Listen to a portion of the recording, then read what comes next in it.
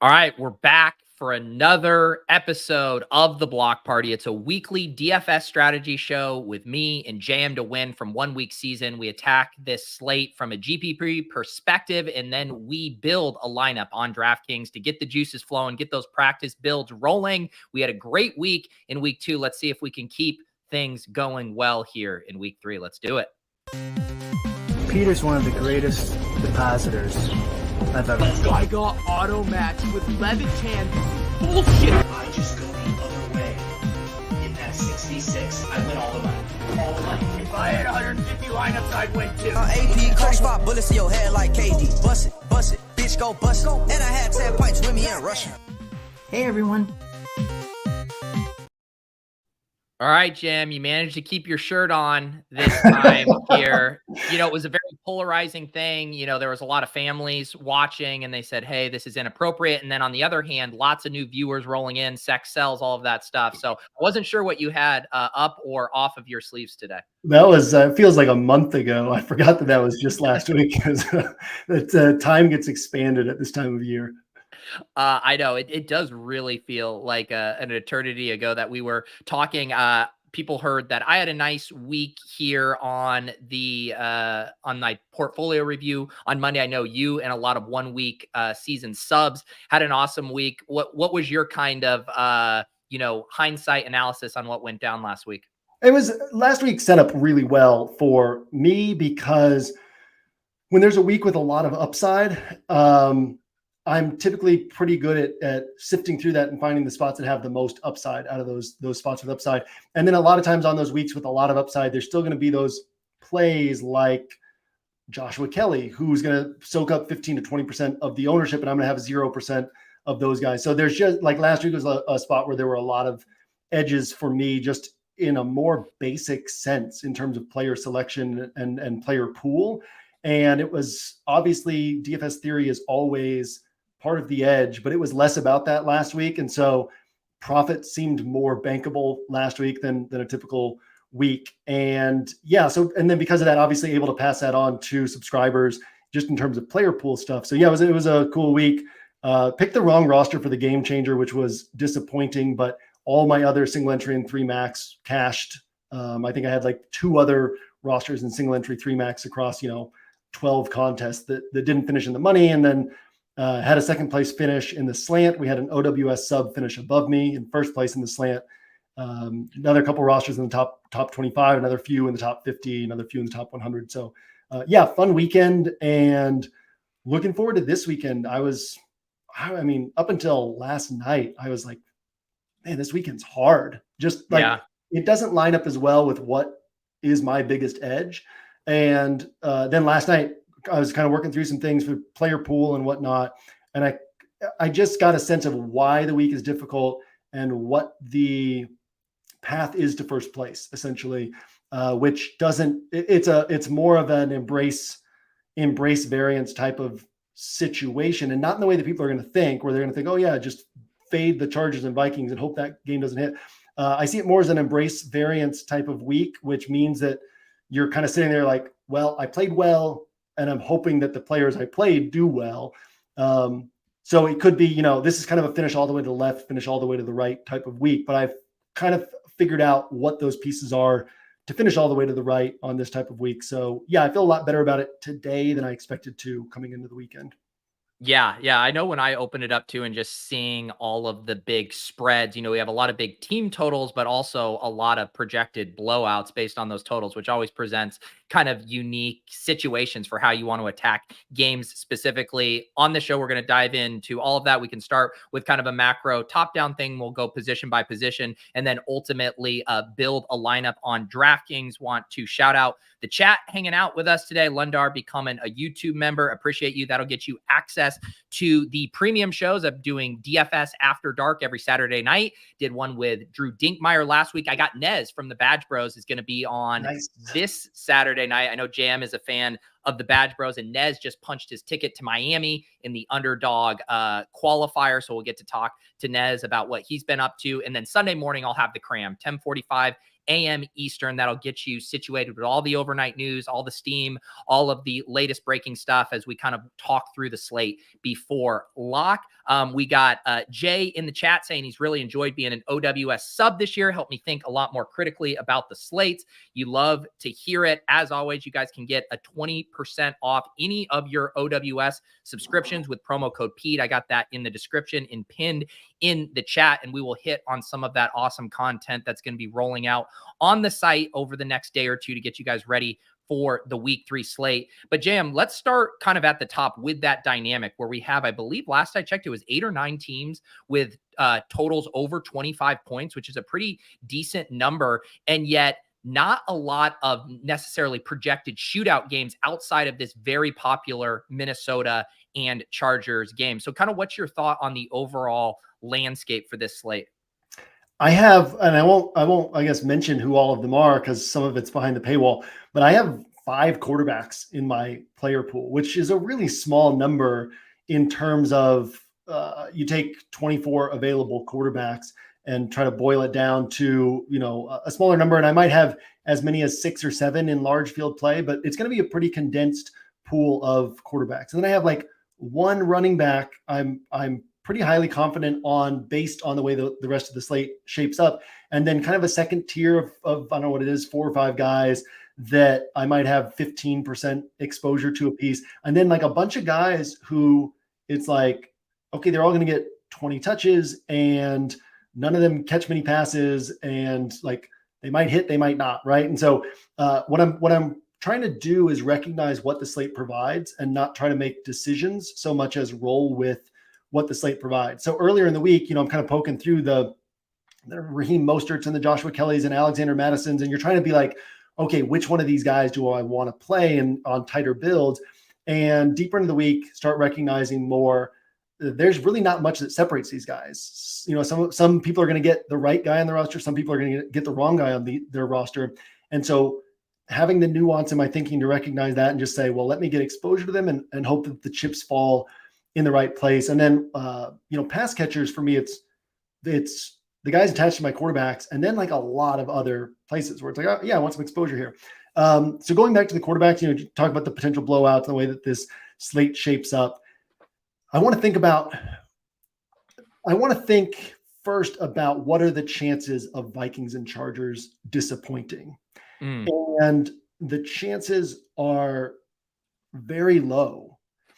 And the structure of those 2 teams and both of those teams are a little bit misunderstood. Obviously the Chargers have had a very rough start to the season defensively and have a talented defensive coach who's in over his head as a head coach, which is kind of the defense is suffering a little bit as a result, but a talented defensive coach and talented players on that side of the ball. And then on the Vikings side, they got absolutely buried by DeAndre Swift last week, but the week before that, the Buccaneers came out of that game talking about how good the Vikings run defense is, which tells me it's not so much that the Vikings run defense is good as Brian Flores can figure out, the defense is a weakness, but Brian Flores can create strengths based on what he's focused on for that particular week. So there's certainly potential for the Vikings to make this a difficult spot for the Chargers. And yet the Vikings throw the ball so much. They're going to throw it a little bit less this week. A lot of quotes from Kevin O'Connell this week about how important it is for them to run the football more and better, but they are still fundamentally a pass-centric team, the most pass-centric team in the NFL alongside the Chiefs. And then Justin Herbert's not going to get blown out, right? Like if the Vikings are scoring points, which they should eventually find their way toward, they have so many weapons and Kirk Cousins is a really good quarterback. Kevin O'Connell's a really good play caller, a really good offensive mind. They should find their way to points and the Chargers are going to keep up. So, the Vegas total tells us that half the time it's going to finish below 54 points. I would feel pretty comfortable on the over on this spot. We see games that the total gets high enough that Vegas can't really push it much higher because bettors just aren't used to betting overs on that. So if we take this isolated game, does it really fall under 54 points 50% of the time? Probably not. Probably more like 35%, 40% of the time. So this is a game where I see the chance of it going over being relatively high, and the chance of it going over are also high because you have these 2 teams that can score quickly, want to pass the ball, want to be aggressive, want to hunt for explosive plays. So that's my starting point, right? Is what are the chances of this game disappointing? Now, at the same time, Justin Herbert could throw for 350 yards and 4 touchdowns, and that's only 33 DraftKings points, right? Like he's a couple years ago, before the rib injury, he'd pick up 2 to 3 points per game on the ground. That hasn't really happened since then. I think he picked up 1.5 points one of these games on the ground. Like he might add 1 or 2 points, but he's not going to bust a 40-yard run in most situations. And so he's kind of a pocket passer. Kirk Cousins a pocket passer. So these guys can't really put the slate out of reach in most scenarios. It would be an extreme outlier for them to do that. So then I look at, well, who could put the slate out of reach, right? Like Josh Allen should have a good game because he almost always does. But there's been a lot of emphasis in Buffalo on him taking what the defense gives him. We saw that last week. There was a lot of praise for him from the coaches, from the locker room after that game of, him not trying to be a hero on every play, but taking the checkdowns, taking the short area throws, taking them over and over and over again until something downfield opens up. So if the Bills control that and they get the ball back with 7 minutes left and a 13-point lead, right, it's going to be a close enough game that they're going to be like, okay, now let's manage our way to a win. So it's hard for him to go for 35 plus points. So really the guy I see who could separate is Patrick Mahomes, because we've seen it plenty of times where Patrick Mahomes in a blowout win, Kansas City throws the ball so much, right? In a blowout win, he still ends up going for 35 points, 38 points. So that's kind of how I'm looking at this slate is Herbert and Cousins have a really high floor. Now, the way that they miss is probably not from the game missing. It's probably from the running backs getting touchdowns. So a lot of my non-Cousins Herbert rosters will obviously have Kelly or Madison to kind of account for that. And then it's like, well, who can separate from those guys? And Patrick Mahomes is really the one guy I see with the best shot at separating from those guys. So yeah, that's kind of like, and then I see that as like the central starting point and then a lot more uncertainty at other positions. So it's like, I want to make sure I'm nailing those quarterback positions and then allow myself to have lots of shots on goal at the other positions by kind of mixing and matching the various things that could happen that kind of don't have a lot of certainty. And then I know I'm going on a while, but actually one last thing, I see looking at ownership, I see a lot of people on like the Michael Pittman type plays, who we previously have called like the Keenan Allen type plays, right? The guy who is going to get a lot of targets and is almost certainly not going to have a bad game, but who also doesn't have many paths to putting up a 30-pointer, right? And probably doesn't get up to like that 24, 25-point range. So that's where, when at the top of the show, where I was saying it's kind of an embrace the variance type of week, where if we have this kind of clumped up group of projectable players that are comfortable to play but don't have super high ceiling, who are the uncomfortable players that actually might get 7 points but could get like 28 points or 30 points? So like the Elijah Moores or the Gabe Davises or the Donovan Peoples-Joneses, these guys who nobody's going to really want to play them, but they're actually capable of putting up a big game and can jump over all of those clumped up rosters. Obviously can get bounced back from all those clumped up rosters, but yeah, I mean, it's a very interesting macro slate. And I like to hunt for like, oh, I have high certainty on 6 or 7 of the guys on this roster, high certainty on their floor and their paths to ceiling. And that's not going to be a week like that for me because that's just not available. The high certainty guys don't have as much ceiling. And so the tournament winners are going to be the guys who find the guys who actually hit for a big game. Yeah, the Chargers Viking, it's interesting in a lot of ways too, in the way the teams kind of mirror each other, right? Where you have the quarterback and the 2 top pass catchers that people are definitely very much into. And then you have, I guess maybe with the Chargers, you wouldn't say a ton of uncertainty in the running back room. I guess the uncertainty is more Josh Kelly burned people last week. So people aren't like so excited to jam him in, but he still looks like he's going to be popular. Then you have all of this craziness involving the Vikings, the team kind of telling us, hey, maybe Alexander Madison isn't our answer long-term this season. I think when you talk about, hey, what are the odds this game can fail? Then the next big question is like, how do you attack it, right? Because there's basically 3 different ways. You could fade it and just say, hey, this game does fail. You could say, I'm going to get pieces of it. Maybe that's just a double stack or whatever. Or you could say, I'm going all in on this game and I'm going to find some unique pieces that the field isn't using. Maybe you're tossing in a KJ Osborne or a Joshua Palmer or whatever. Like, do you have a lean on that spectrum of like fade to like onslaught with that game right now? From the fade, I don't think I'll have many rosters without exposure to the game. And I'm not going to go out of my way to set a rule of at least one player from this game on every roster, or at least one player from this team on every roster. But my exposures are going to add up in such a way that most of my rosters will have exposure to this game. Recognizing that a game can go off, or a game could, again, it could be 28 to 24, right? Like, and then the way that the distribution of fantasy points goes, you know, it's like Keenan Allen soaking up a lot of them, but not enough to justify his price tag. But that takes away from Mike Williams, takes away from Josh Kelly. Maybe Gerald Everett scores one of the touchdowns, or, you know, but still only gets 30 yards, right? Like, the game can play out well, but without anybody really pushing toward tournament winning score. So I don't expect the game to disappoint, but I still want to account for the fact that there are setups in which no players from this game had to have it scores. At the same time, the likely scenario, given what else is on this slate, is that this is the game that's going to have, you know, one or two pieces that are on tournament winning rosters. So most of my rosters will account for that. And then some of my rosters will have heavy builds around it. Some of them will have less heavy builds around it. And I talked about this week on Twitter. I think it's a really interesting angle that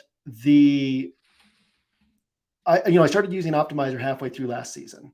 And it wasn't surprising to me that I've been able to build plus EV portfolios of rosters in 150 max play, because I know DFS well, and I know the NFL well, and I know how to marry those two things. But what's been really strange to me is I've had 70% profitable weeks in single entry and 3 max since I started using an optimizer. And I realized this last week why that is. And it's because I don't go through and hand build my single entry 3 max anymore. I shop through my 150 rosters and find the best ones and put those in single entry and 3 max. And so in the same way that the example I've used is, if you read hundreds of books, you know a good book when you read one, but that doesn't mean you can sit down and write a great book. And another thing I said this morning with Keegan is, you always hear musicians or artists, like a musician might say, man, I wish I'd written that song. And so building these 150 rosters in the optimizer, and I've been saying that, like, kind of preaching this to OWS this week, of even if you're a single entry 3 max player, if you're playing enough each week to justify the $9 a week that an optimizer costs throughout the season, like, you should be doing that, because you can build 150 rosters or 100 rosters, whatever, and shop through them. And you can find these rosters. Like, I know DFS well enough that I can spot the sharpest rosters out of that pool of 150. And, you know, last week I had 20 rosters that finished above my highest scoring single entry 3 max. There was 20 rosters that I didn't identify as the sharpest, right? But still, like, all of my single entry 3 max were among the top 40 or 50 highest scoring of my rosters. Yeah. Because you see it and you're like, ooh, I wish I'd built that roster. Or you're like, yeah, that's the roster that I was trying to get to throughout my practice build. And it takes those obstacles out of your course. And you know, we have the Bink machine optimizer on OWS now that you guys can use. But also, whether it's the Bink machine on OWS, or whether it's Fantasy Labs, or whether it's the Solver or RotoGrinders Lineup HQ, like, finding something that fits with your style of play and the way your mind works, I just think it's really valuable, and it's helped me a lot. So I say all that to say, because I say it because I think it is important to share that, but I say that to say, I don't really know where I'll be going in terms of this game on my tightest builds. I know that my tightest builds will almost certainly have exposure to this game, but I'll kind of build all these rosters that come out different ways, and I'll shop through them, and I'll have some that's like, okay, you know, like, I know I want a lot of Mahomes, I want a lot of Herbert, I want a lot of Cousins, I want a lot of Pollard, but kind of behind that, there's a lot of question marks. And so I'll let these rosters shake out this week, and there's going to be some that have overstacks of that game, and it'll be like, this is a great roster. Let me put this into the spy. And some that might have one or two pieces, and it's like, okay, this is also a great roster, and it's great for the 5,000 entry power sweep. I'll throw it in there. So yeah, kind of a strange week where I have less certainty, but I know that I'll have some rosters that look really good and have pieces from this game. Yeah, and it is just tricky because sometimes you have those games that are going to be popular, but then you'll have these random pieces or important pieces that aren't going to be as popular. But you look at projected field exposures for this game, and it's like there's not a lot that is flying underneath people's radar here. Let's circle back to the quarterback position here. You mentioned obviously Herbert and Cousins are very viable in this game. You mentioned Mahomes, who's always top of mind. Are there any other quarterbacks here that are interesting to you? Maybe from a value perspective too, right? Because we do have some of these guys like Sam Howell, and we have quarterbacks who are in negative game scripts that might be forced to chuck a good bit. You can see Russell Wilson, showing up here as a value play. Are there any other quarterbacks you're willing to consider? Or are you going to have a tight pool at the position? Well, we already said that Herbert can throw for 350 and 4 touchdowns and still not really put the slate out of reach, right? So any quarterback, if he's 7,500, 7,600, whatever he is, any quarterback at 5K who could go for 22 to 25 becomes really valuable this week. So if there were quarterbacks where I just felt abundantly confident that they were going to score 20 plus points in that price range, I'd be all over that this week as a way to differentiate from this top end, because I don't love the idea of paying 7,500, 7,600, 6,800 on Kirk Cousins for a guy that I'm hoping gets me 25 to 33 points, and that's one of the reasons why Mahomes kind of stands out, because he could separate, but I don't really see any cheap guys who have clear potential to separate.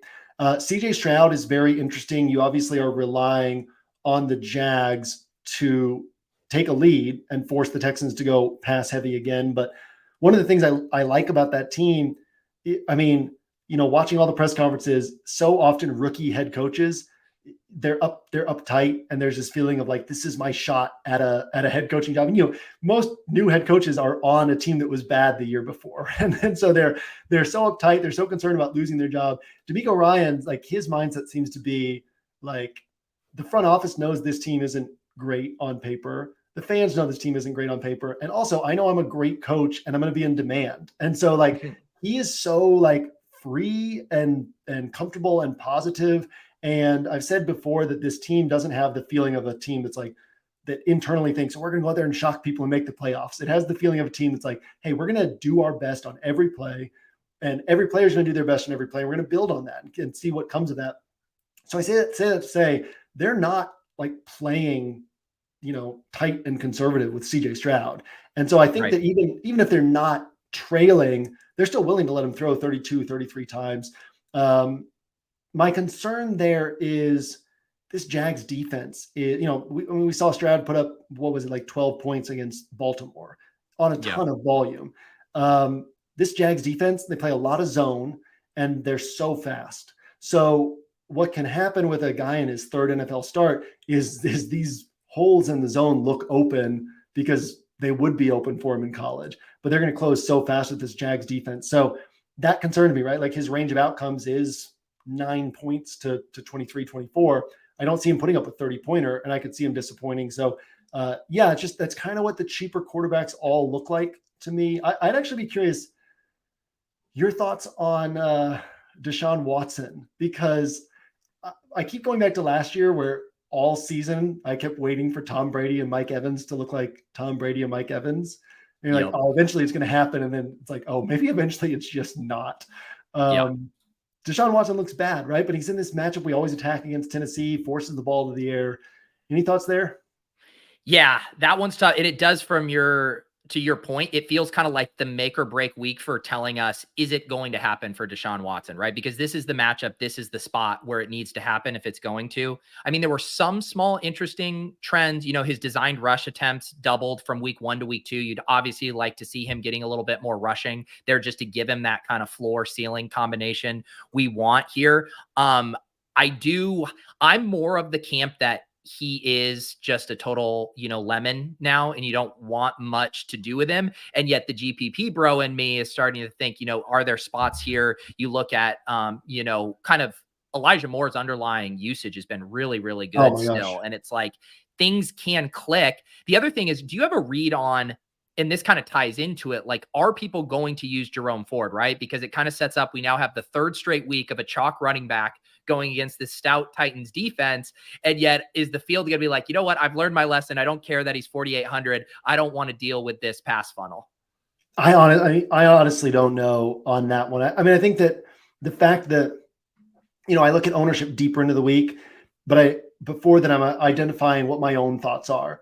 And I have to separate my knowledge of the fact that I played 0% Jamal Williams, 0% Joshua Kelly across 300 combined rosters the last 2 weeks. I'd have to separate that from also just the fact that it's like, yeah, but Jerome Ford looked really good, and maybe Kareem Hunt's not up to speed, and he could catch more passes than these other guys. And then I'm still kind of like, yeah, but his defense, and so I do think that there's going to be more pull in both directions for people, where the ownership won't get as high. The confidence won't just be there this week. And you have so many other cheap running backs with roles with Raheem Mostert and Joshua Kelly and Alexander Madison and even cheaper guys if David Montgomery's out, Craig Reynolds, who probably doesn't get the full 16 to 20 touches, but 10 to 12, Kendre Miller coming back. So I think it's going to be harder for people to pull the trigger there. And we see more like that 8 to 10% ownership. I got to tell you, the Deshaun Watson. So I was, flying to Oakland on Tuesday, going through security line, listening to quarterback press conferences, and Desmond Ridder is, post game, and he's like very critical of himself, and he's talking about the things that he did.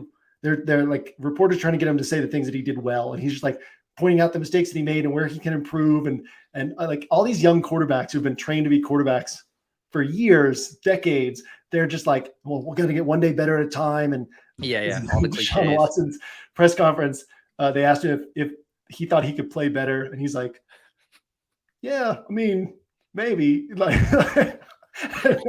they asked him about like mistakes or like things that can be cleaned up, and he basically he didn't say these exact words, but he basically said like, other guys are making mistakes too. Jeez. It was like, man, this guy, like, he seems broken, which I mean, nobody's disappointed about that in a real life perspective, but it's crazy to see just what's happened to him mentally. He's not the guy you want leading your team. No, speaking of that, I did feel a little bit like you, Jay. I'm not normally grinding the press conferences, but of course the Justin Fields one went viral. So I did watch that clip, and he at least, started doing all, the right playbook, taking ownership for his mistakes. I need to be better. And then at the end, someone was prodding him. But is there anything that's like causing all this? Is there too much stuff in your ear? He's just like, yeah, the coaching. Yeah. And it's like just completely throwing them under the bus. So yeah, been a wild week for some of these struggling quarterbacks and how they're handling it in the media. Let's transition to what I want to say this one. Brandon Staley snapped at a report this last week. Did you see that for one? The Jags conversation, right? They asked him like, they said, what's the feeling like in the locker room? And he said, yeah, we're 0-2. What do you think the feeling is? Yeah. Everyone's getting a little testy there on the podium. Testy. 2 weeks into the season. Yep. Let's transition to the running back position. We talked a little bit about Jerome Ford. I think he's gonna be popular, but not mega chalk. The big thing that I was kind of thinking, and both for DFS and I was doing the battle royale stuff, and it's like outside of those top three running backs, Tony Pollard, Bijan Robinson, Travis Etienne, where I feel really good about the ceiling combo, the volume, the talent, the game environments, all that stuff. Like outside of those three guys, like you can poke legitimate holes across like every other running back in the player pool. And I'm curious, one, do you kind of agree with that dynamic? And two, is that one of those things where you're saying, hey, I want to embrace the variance. I got to start two of these running backs, and I probably don't have the salary to play both of these guys. Or are you going to be trying to get up to these quote unquote sure things? Yeah. And, we're going to get to the player blocks here in a bit. And I think that there's some interesting things you can do with salary this week, but my at least 5.5 or 6 years of my 9+ years of DFS play, I was like a strict single entry or like at most 3 max type of player, right? So my mind early in the week still very much goes toward sifting through these situations and being like, I'm going to find which guy is the right guy from this pool. And last night it was like 11:30 to midnight. I was kind of working through final thoughts on my Friday player pool for the player grid. And it was this realization of, no, like nothing separates these guys on paper. There's nothing that we're going to sit, and obviously it's DFS and it's human nature. We're binary thinkers for the most part. Most people are kind of black and white thinkers. So there are going to be people who tout a certain player this week, and that player ends up hitting for a big game. And next week, they're going to tout the fact that they were right about that player. But the realistic situation here is a lot of these players aren't separated by much. And that includes Kenneth Walker, Miles Sanders. Obviously, Miles Sanders, a lower game total, worse offense. But just in terms of all these guys who are going to get around 20 touches, could push to 20 touches, don't have huge pass game roles, or they might have bigger pass game roles than the other guys, but are on worse offenses. Kenneth Walker, Raheem Mostert, Alexander Madison, Miles Sanders, Joshua Kelly.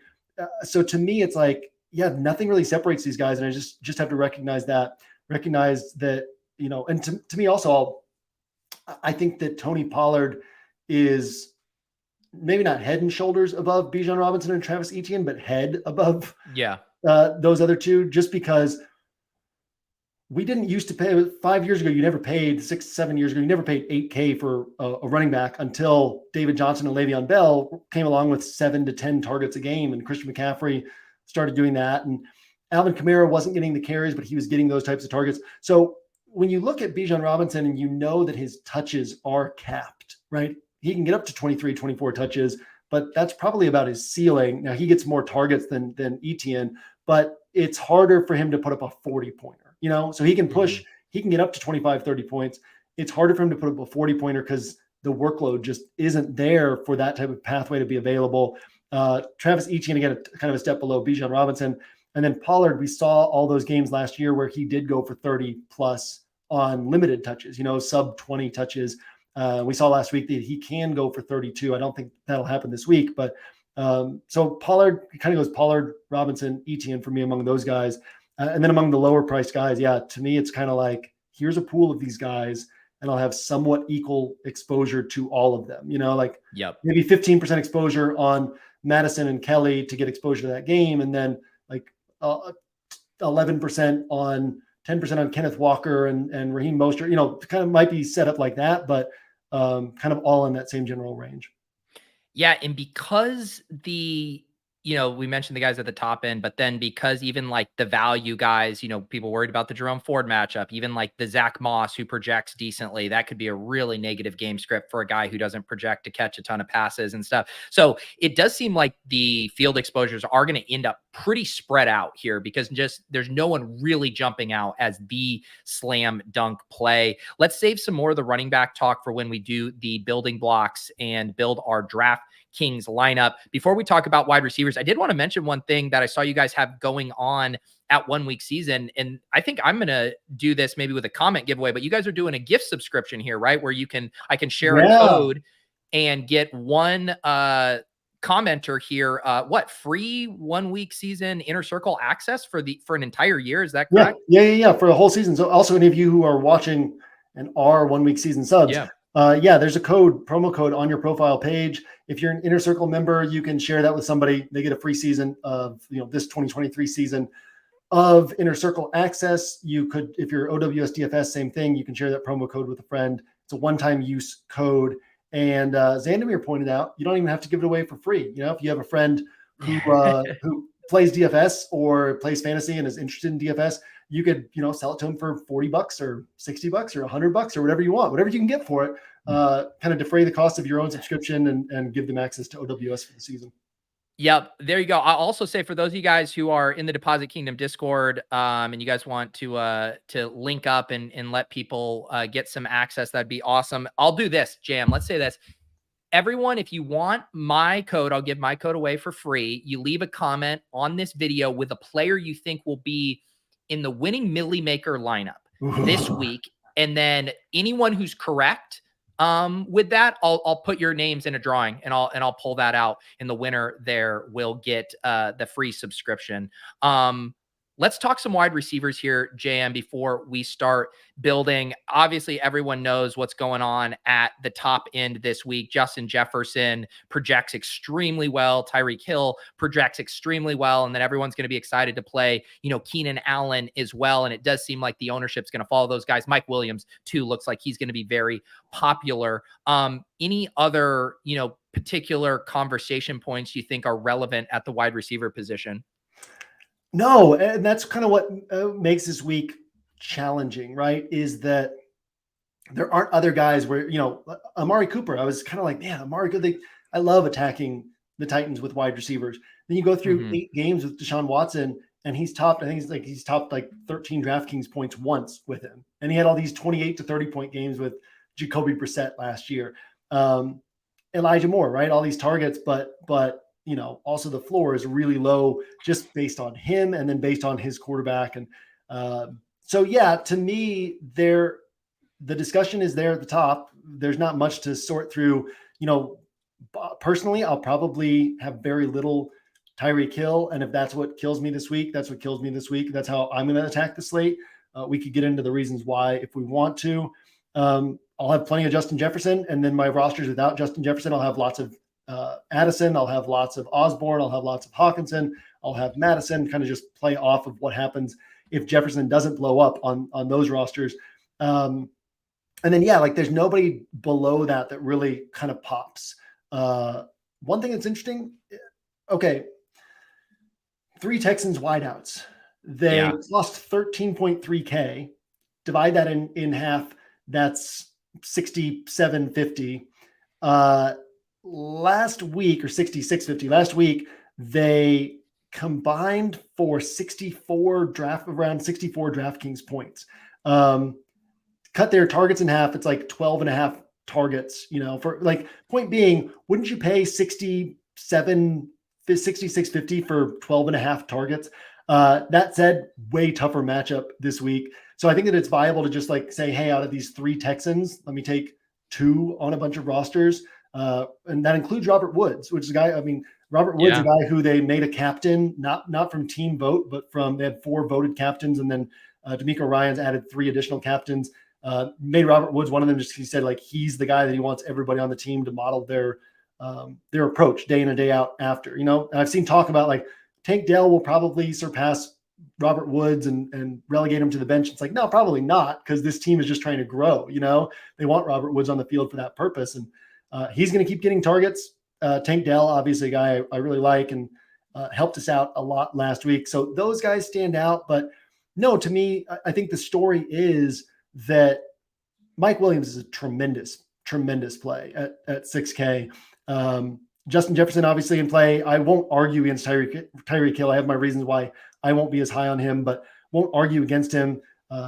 Diggs, CeeDee Lamb to me isn't likely to put up 30 plus points just because of the way the Cowboys run their offense. Obviously, they won in the blowout last week, but that was a competitive game into the fourth quarter against a really good defense. Keenan Allen, I'm on board with. And so then the rest of these guys is going to be, okay, how do I take on a lower floor to potentially get a higher score than the people who are gravitating towards safety at the wide receiver position? Yeah, I think that's such a good call out on the Texans too. My guess too is sometimes people be like, "Wait, Jam, you called Tank Dell last week. All right, well, you got to go back to the well here." And then you look at, yes, Robert Woods is more expensive, but the ownership, there's going to be a large gap. Tank Dell is going to be very popular, and Robert Woods, no one's going to want to play him. And then you can check it out. And this is one of my favorite things I've been using, the free utilization report over at Fantasy Life. You can pull this up and all on your own here and see Robert Woods, 21% of the targets, Tank Dell, 23%. Robert Woods, 87% of the routes. This is in week 2. Tank Dell, 82%. They were basically being used very similarly. Robert Woods even had a slightly higher ADOT, which is kind of interesting. But the point is, it's Robert Woods is essentially the Tank Dell play at a fraction of the ownership. Yeah. Maybe a fraction of the juice in his game as well at this point. Yeah. And similarly, I say, this could shake out differently, but I've so far seen Addison is projected owned quite a bit lower than Osborne, which I think is a function of people seeing okay, well, Osborne's a lot cheaper. Both guys have seen 6 targets each game. I think Addison's seen 5 and 6. Osborne's seen 6 and 6. But one of those spots where, again, you spend a little bit of extra money just to get the guy who's lower owned. I think that'll actually even out as we get closer to the weekend. But yeah, so wide receiver and RB2 for me become less about predicting what's going to happen and more about understanding who have a shot at being on tournament winning rosters, and then letting a little bit and just saying, and it's easier using an opto to then have that mindset, because it's I'm going to put these guys onto rosters, and then I can shop through, and certain rosters are going to stand out, certain rosters are going to pop, and it'll be this is a really good roster. And maybe I don't feel great about playing this player. Whereas if you're hand building, it's more yeah, but which one is the likeliest to hit? Which one has the best projection? But yeah, that's how I'm going to be approaching this week at wide receiver 3 and 4, and at RB2 is kind of, okay, beyond the guys I can predict, what's the pool of guys who have a shot at being on tournament winning rosters? And I'm going to have rosters that pull from that pool of players.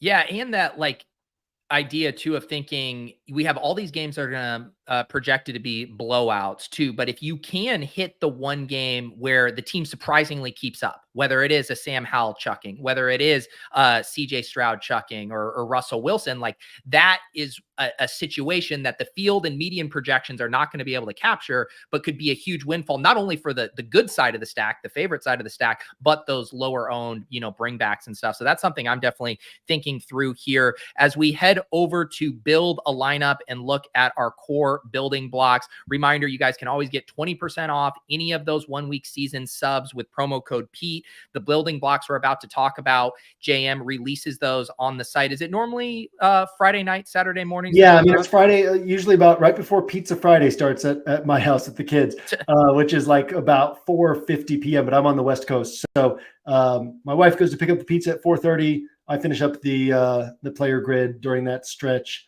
And so, yeah, before 8 p.m. Eastern, it's usually live on the site.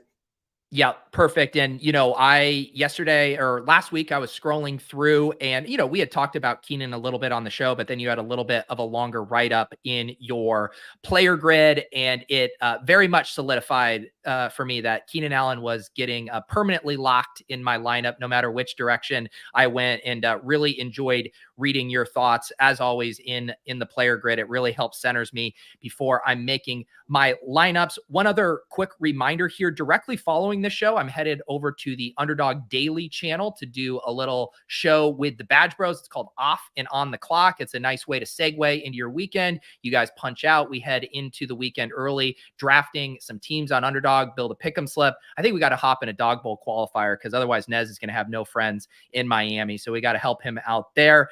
But JM, it is now time for everybody's favorite portion of the show where we build a lineup on DraftKings.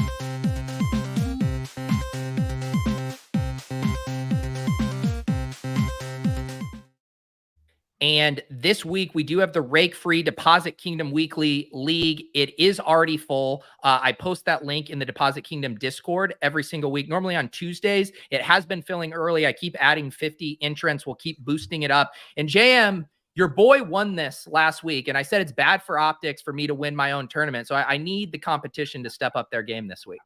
I don't think I've ever won the bottom-up build contest on OWS, so I'm waiting for my chance to finally do something like that.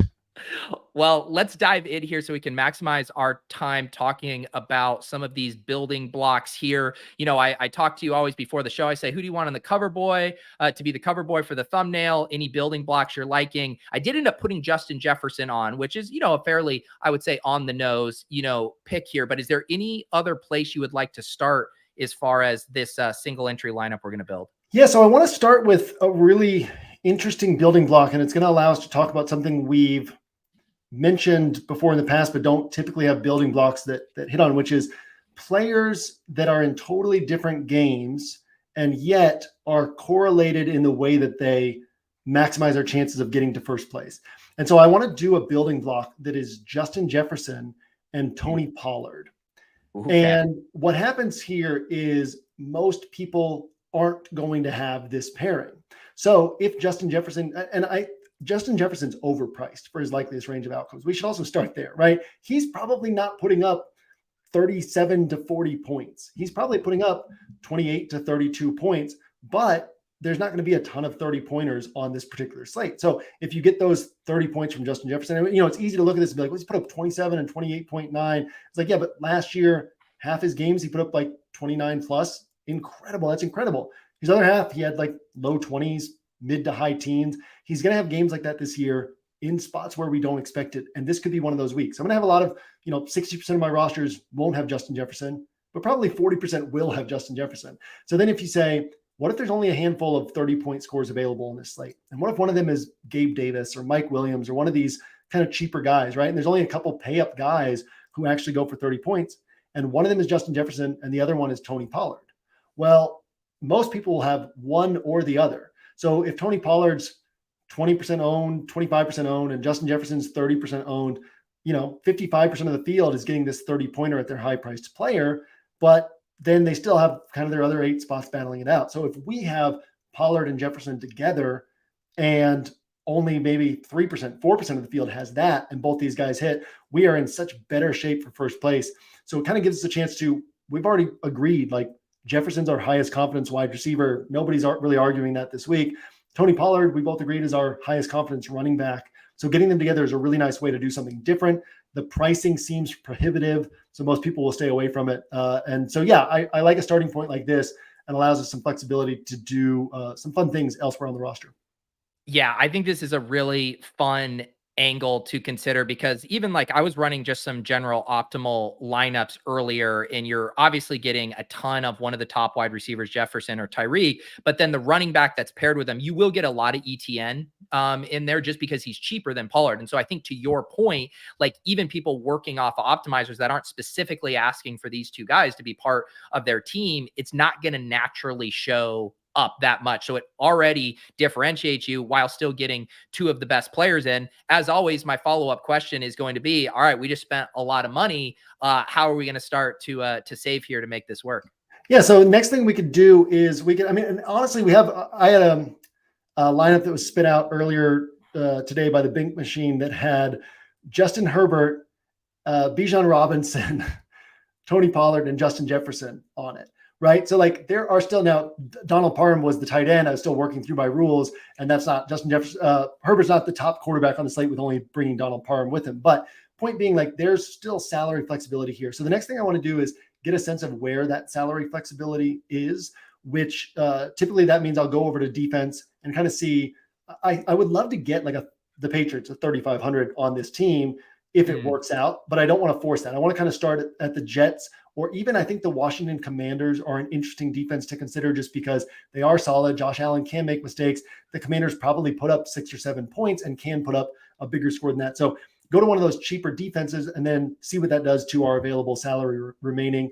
So yeah, Jets or Commanders, throw them on there. Jets obviously much sharper on paper play. Let's put Jets, and then if we end up needing the 400, we can make that pivot down. Yeah. Next thing we can do is I would love to see if it's possible to get something like Justin Herbert and Mike Williams on this roster. Because again, if we're hunting for 30 pointers, I think that these are two other places. And we might see that this restricts our salary too much, but there's always cheap tight ends we can hunt for. We can go to Dalton Kincaid. We can go to, honestly, Dalton Kincaid is, I don't know how his ownership is still low. He's priced way below. Seems very low, yeah. Where he should be. His price is low, his ownership's low. So we can throw Dalton Kincaid in here just to kind of, again, continue to get a sense of what our salary looks like. And then recognize, we got the Robert Woods setup. We've got Tank Dell. We could go KJ Osborne and go double bring back on the Vikings on this roster. Or, we always have flexibility to go like a little bit cheaper at quarterback, or we don't really have flexibility to go cheaper anywhere else if we want to get that Mike Williams type play in there. But yeah, we could throw in Tank Dell next or Robert Woods, recognizing that those are sharp plays. Obviously, Tank Dell is probably going to be required on this roster. And then at running back, we don't actually have to go to the Craig Reynolds or the Kendre Millers, right? We have enough salary to go to a Josh Kelly and kind of do like an overstack of this game, or to go to even a guy like a little bit more expensive than that. Yeah, I kind of like that angle of Joshua Kelly, and basically saying, hey, we're going to capture, all of the touchdowns through Herbert, Kelly, and Mike Williams. We're going to have salary to go to Osborne too if we go Joshua Kelly here. Yeah, if you go, that does put you right at Osborne, right? 4K. So that's the overstack angle if you do go that route. Don't put Osborne on there. Then it makes it a roster somebody sees. I might want to use this one. Yeah. Well, hey, don't make it official. The cat's already out of the bag. The cat's already out of the bag. Look at that roster. My God. Well, you can, there's stuff you can play with, right? Because, Tank Dell's going to be very popular. We could maybe consider, are there any other cheap guys down there? We already mentioned Robert Woods, although he costs more. You could obviously save money at Jets. There's always different tight end pivots you can do. But I would say this core of Herbert, Mike Williams, Kelly, Mike Williams, Pollard, like that does seem like a really strong core to build around. Yeah. Yeah, that's a pretty nasty lineup right there. I normally don't see your eyes light up like this with one of the lineups we build. You fell in love on a Friday here. This is what I'm looking for when I'm going through the opto is like what just pops to me. But there's going to be other rosters like this too that as I'm sorting through my 150, like I'm going to see rosters like this that's like, whoa, this roster is pretty nice. So it's fun because already Pollard and Jefferson sets you apart. You know Right. that we can feel comfortable with these two high-owned players, probably only on like 4 or 5% of rosters together. And then how many of those rosters are like, all right, how do I jam in Justin Herbert and Mike Williams and then also not sacrifice at RB2? It just ends up being a really nice setup. And I think that there's, like you said, there's a lot of different things you can do with it as well. Mike Gesicki continues to get 5-6 targets and played, I think it was 55 out of 70 something snaps last week. He's 2,900. Nobody plays him. Jets are stout on the outside. So you can go cheaper there. You can go cheaper at defense, free up even more salary, get up to Robert Woods. So fun stuff that you can do on this roster. Do you have it does, I mean, we kind of hit on it, and I know that there's a big price disparity between Addison and Osborne, but it does seem weird to me how low Addison's projected ownership is. It just seems like he would be a play that people, you got this rookie. We've already seen him get loose for these big plays. Don't really have question about his talent. Now we have the best shootout game of the week, and I'm seeing like sub 2% on him. Yeah, I there's like a Cinderella slipper type thing. The pumpkin. What does Cinderella ride in? The pumpkin is a carriage. Carrot. Yeah, like people are waiting for the carriage to turn back into the pumpkin. I think that happened with Jahan Dotson last year, where people are smart enough to recognize that 6 targets doesn't sustainably lead to a touchdown a game, but they also. That's looking retrospectively. So they're like, well, he had 5 targets and 6 targets, and that's pretty fortunate that he put up the scores he did with a touchdown in each game. And now his price has gone up because of the touchdowns, but that's not sustainable. We saw that with Dotson last year, where his ownership remained low. His price didn't get out of hand, but it kept creeping up. But it was always like 6 targets, 7 targets, but he kept scoring these touchdowns. And I think people are the DFS field is smart enough to recognize that that's not sustainable. But at the same time, couldn't Addison come out and have a 9 or 10 target game? Couldn't he come out and have a big game where Justin Jefferson gets like so much focus on him that Addison ends up being the focal point? He has this breakout game. So I think it's harder for people to look forward and see something that hasn't happened yet. And the price tag. And I think it's just, I don't think it'll stay that low, but I can see that type of thinking, right? People are a little smart enough to see that he's not as sharp as his box scores indicate. What other situation with Minnesota that we didn't get to fully hit on, and the news did break while we were live that Cam Akers is going to be inactive for this week. So, that thorn in Madison's side might be coming eventually, but not this week.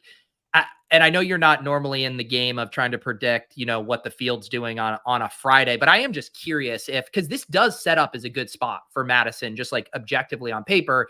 And yet people are so down on his talent, how inefficient he is. Granted, he was coming off a pretty hard matchup against the Eagles there, but how are you thinking about Madison, both from like field perspective, and is he someone you're interested in with your pool?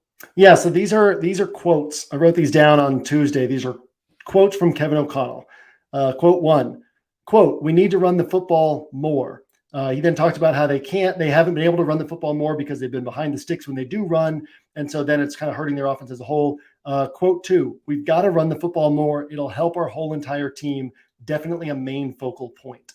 That was this week that Kevin O'Connell was saying that. On top of that, I don't know if you saw this, but there was a lot of social media stuff with Alexander Mattison taking a bunch of hate, people encouraging him to commit suicide, a lot of racist stuff. And his wife and brother kind of got involved in the back and forth with people, which kind of brought all this into his home. And he like a big topic around the team, all the players kind of rallying around him. So that's a little narrative driven, obviously, but this.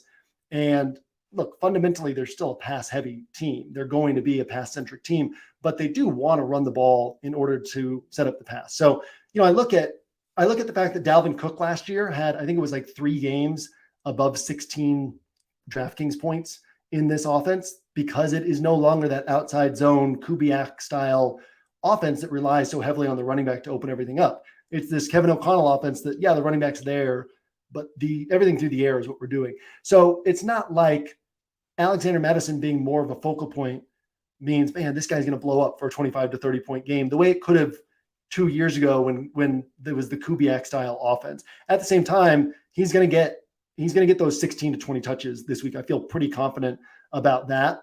And to me, he's in that bucket of guys. I feel very confident in his workload. Like I feel as confident in his workload as I do with Kenneth Walker or Miles Sanders or those guys. So yeah, he's in that bucket of, man, if this guy gets the touchdowns, it's going to be really nice. So I have no concerns there in that regard. It's just more of, you know, you can have that tendency to, you find that information, oh, they're going to emphasize the run a little bit more and all this is going on. So you want to jump on it and be like, this guy's going to have a big game. And all it really means is that he has the same sort of range of outcomes now as some of these other guys, whereas before his range of outcomes was a little bit lower. So yeah, it definitely puts him in my pool, but doesn't bump him up above any of those other guys. Out of curiosity, like, would you consider something like if you just kind of flipped that build and you did Cousins and Madison instead of Herbert and Kelly? Obviously, the Herbert and Kelly side is more attractive, but obviously this too will free up a little bit more salary here as well. Would, you know, messing around with those kind of 2v2s be something you would consider? Yeah, I like that too. I think this is a week where you find the spots where you can really predict what's likeliest to happen. And then you recognize that a lot of the other spots don't have that available. And so then you say, okay, where do we mix and match these things where it's like, it's pretty close between this player and this player, this quarterback and this quarterback, this pairing and this pairing. And so, yeah, like you said, this is an underdog to the other one, but not dramatically. Yeah. And it just kind of gives you different ways to build around this same basic setup. How, before we wrap up here, how far down the list can you scroll on some of these Chargers and Vikings? I guess I'm asking for a friend named, you know, Quentin Johnston. Like how thin can you get with some of these plays? Just saying, if this game goes bonkers and there's points everywhere, like, are there any cheap low owned pump plays to consider here outside of Osborne? Yeah, I mean, anything can happen. To me, those are like, you know, 2% of my MME pool type things, right? Like, yeah. Josh Palmer's pretty talented. All of his big games last year, though, came when Keenan Allen and Mike Williams were hurt, right? Like, it just, I'll go back to the quote from Dave Canales, the Buccaneers offensive coordinator. A few weeks ago, they asked him about Cade Otton and how he was doing and him coming along and all that. And Canales was praising Cade Otton and what a great job he's doing. And then he goes, look, you don't design plays for Cade Otton. You design plays for Mike Evans and for Chris Godwin. And if those guys are covered, then you go through the progressions and, you know, so it's kind of like that, right? Like, the Chargers are not designing plays for Josh Palmer or Quentin Johnston, but, you know, Marvin Mims was on the field for 15 snaps last week and had, or maybe it was more than that last week, but not many snaps. And he had the 2 catches for 100+ yards and a touchdown. And Brandon Johnson caught the Hail Mary, like crazy things they're capable of hitting for a big play. So I guess that puts them in the MME pool. But I also want to be cognizant of the fact that these offenses are not designing plays for these guys. It's going to take something crazy happening for them to hit. Yep.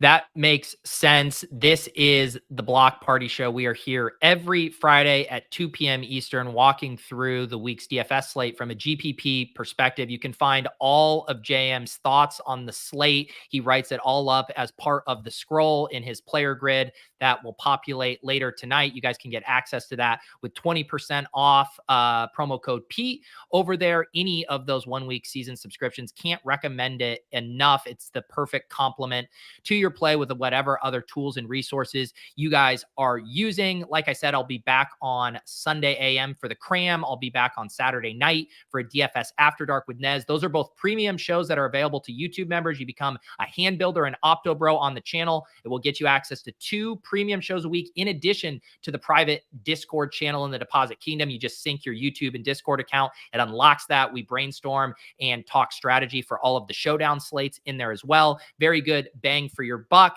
And I'm going to be heading over directly after this to chat it up with the Badge Bros about shout out to the Badge Bros. Always a shout out to the Badge Bros. We had a lot of fun with the debut show last week. Going to keep it rolling here in just about a minute. And I've made it easy. The YouTube redirect, you just refresh your screen and magically the Badge Bros and myself will appear on your screen. JM, always a pleasure talking to you. Any final words before we get out of here, other than don't dupe JM on the lineup we built on? Don't take that lineup. No final words. Thanks for hanging out. Love doing this every week. See you next week. All right. Bye, guys.